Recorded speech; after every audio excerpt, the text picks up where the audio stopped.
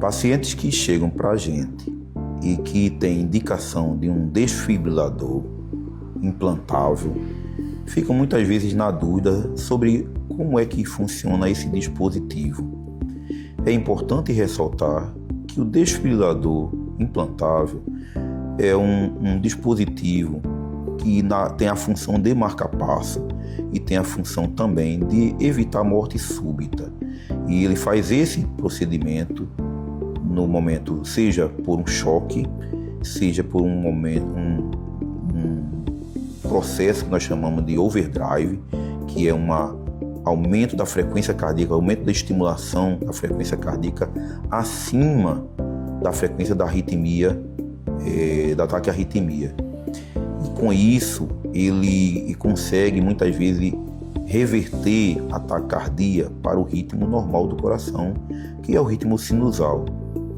Esses pacientes são pacientes que costumam ser pacientes graves, pacientes que têm uma doença cardíaca estrutural, sejam pacientes que já tiveram infarto, sejam pacientes que tiveram uma miocardiopatia não isquêmica, então, ou até mesmo uma cardiopatia genética indutora de morte súbita, que são alguns tipos bem específicos.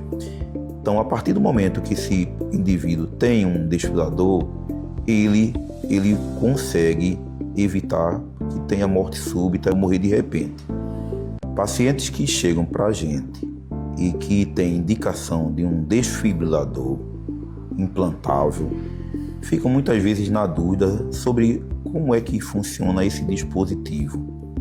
É importante ressaltar que o desfibrilador implantável é um dispositivo que tem a função de marca-passo e tem a função também de evitar morte súbita. E ele faz esse procedimento no momento, seja por um choque, seja por um processo que nós chamamos de overdrive, que é aumento da frequência cardíaca, aumento da estimulação da frequência cardíaca acima da frequência da arritmia, do ataque à arritmia. E com isso, ele consegue muitas vezes reverter a taquicardia para o ritmo normal do coração, que é o ritmo sinusal.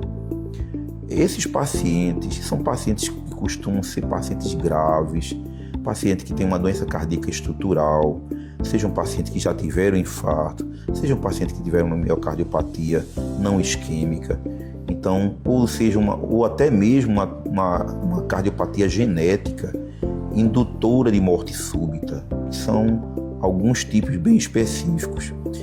Então, a partir do momento que esse indivíduo tem um desfibrilador, ele consegue evitar que tenha morte súbita ou morrer de repente.